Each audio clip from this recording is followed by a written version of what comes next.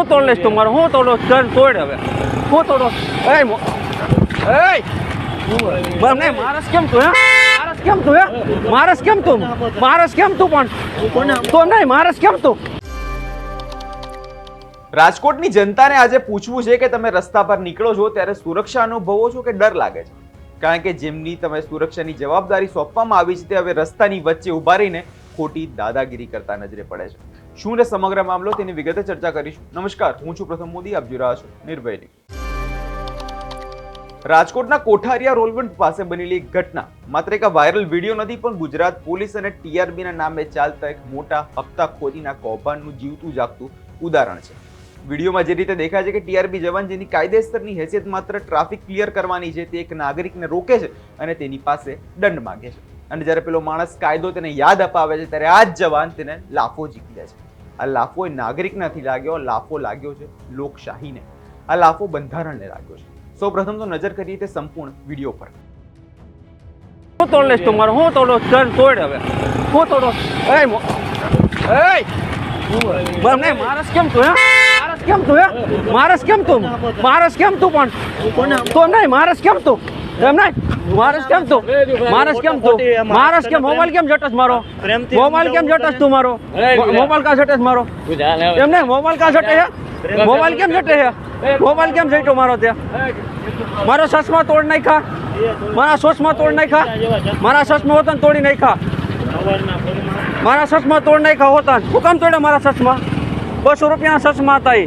200 ને કેમ 500 ને કેમ? હા તો તું તને રોકવાનો અધિકાર છે. કોને કીધો?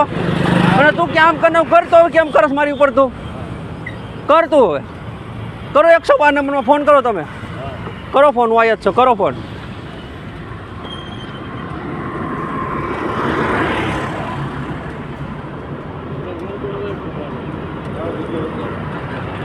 ઉતારો વિડીયો તમ તારે, હું ખોટો હોય તો ઉતારો વિડીયો. મારા ચશ્મા તોડી નાખ્યા, મારી ઉપર કેસ કરવો હોય, મોબાઈલ છટો મારો તોય ચાલુ ફોન, મારો ચાલુ ફોન હોય ને તો મારી ઉપર કાયદેસરની કાર્યવાહી કરો. અને તમે એમ કહો કેસ કરું, મારી ઉપર શેનો કેસ કરો? તું એમ કે રોકાઈને બોલે છે એટલે? હા તો તમારાથી રોકાવાનો અધિકાર નથી તમને, મને સમજી ગયા? આ સાહેબ રોકે ને તો હાલે, ઓલા સાહેબ રોકે તો તમે ન રોકી શકો મને. હા પણ તો રોકજો ને, કેમ રોકો? રોકજો આજ ખેલે. હા પણ રોકજો ને, હવે રોજ સવારમાં આવું છું ને સાંજે આવું છું, રોકજો. તમે સાહેબ 112 નંબરમાં ફોન કરો.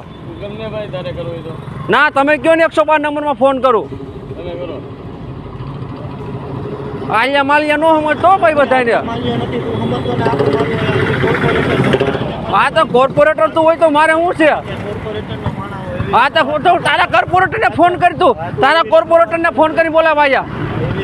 હા પણ તું તારા કોર્પોરેટરને ફોન કરી બોલાય ને આયા. હા પણ હું હાલતું ફાલતું નથી, સમજી ગયો? હું હાલતું ફાલતું નથી. ચાલુ ફોન આવે છે. અરે મારો ફોન ચાલુ હતો, ચાલુ હવે હવે હતો ચાલુ હવે. હા તો ચાલુ હોય તો ઉભા. હા તો હું કરી લીધું રેકો તો, હું કરી લીધું રેકો તો કાંઈ નો થાય. તારી કીધે ભૂંગ્યો પાપડી નો પગ, સમજી ગયો?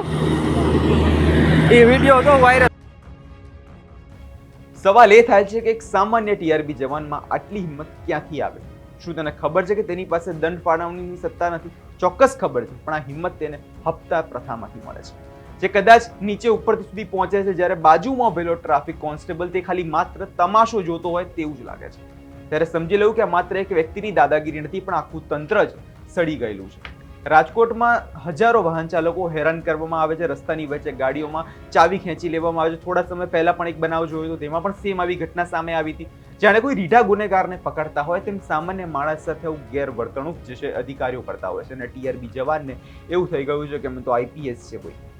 અધિકારીઓ કહે છે તપાસ કરીશું, પણ સાહેબ તપાસ તેની વિડીયોમાં પુરાવો છે, જવાનનો ચહેરો છે, તેની ગુંડાગીરી છે. તો પછી તેને સસ્પેન્ડ કેમ નહીં? તેની સામે હજુ ફોજદારીનો ગુનો દાખલ કેમ નથી થયો? આજે ઉચ્ચ અધિકારીઓને પૂછવું છે કે જો આ ઘટના તમારા કોઈ સગા સાથે બની હોત તો શું તમે આટલા શાંત રહ્યા હોત? સામાન્ય માણસ જ્યારે હેલ્મેટ પહેર્યા વગર નીકળે છે તમે કાયદાના તેને પાઠ ભણાવો છો, પણ જ્યારે તમારો જ માણસ, તમારો જ અધિકારી રસ્તા પર આવી ગુંડાગીરી કરે છે ત્યારે કાયદો કયા ખાડામાં જતો રહે છે? આ ટીઆરબી જવાન હવે ટ્રાફિક નિયમન કરવાને બદલે ટાર્ગેટ પૂરા કરવા પડ્યા છે. સાંજ પડે એટલે કેટલા રૂપિયા ભેગા થયા, કેટલો હિસાબ થયો, પણ કેટલા લોકોના તમે હેરાન કરો છો તે નથી જોતા. રાજકોટ પોલીસની આબરૂ આજે ધૂળમાં જતી રહી છે. જો તમે ખરેખર નિષ્ઠાવાન હોય તો આ ગુંડા તત્વોને વર્દીમાંથી બહાર ફેંકો. ખાખીનો ડર ગુનેગારોમાં હોવો જોઈએ, સામાન્ય જનતામાં નહીં. આ ઘટનાએ સાબિત કર્યું કે ખાખીની આડમાં કેટલાક આવા હપ્તાખોર જે છુપાયેલા છે. પોલીસ કમિશનર સાહેબ, રાજકોટ પોલીસ કમિશનર સાહેબને ખાસ કહેવું છે કે હવે આવા તત્વો સામે કાયદેસરના પગલાં ભરો, માત્ર નિવેદનો ના આપો.